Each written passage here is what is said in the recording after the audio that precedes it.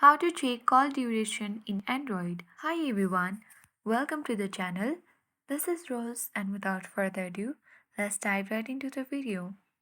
To check call duration in Android device, first fill launch phone application. Now you simply need to select any particular contact which you wanna check the call duration of.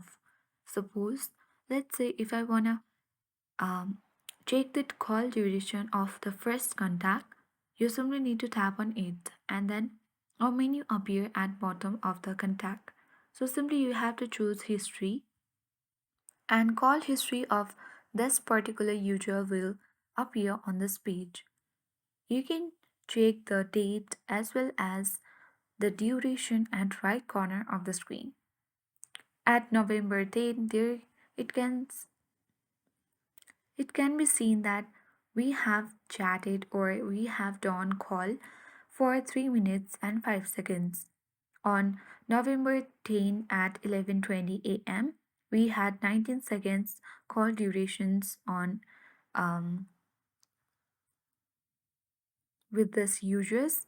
The third you can easily see 1 minute and 6 seconds, like with 21 seconds and many more. So in this way you can easily check the call durations on Android with any user. So I hope this guide was helpful.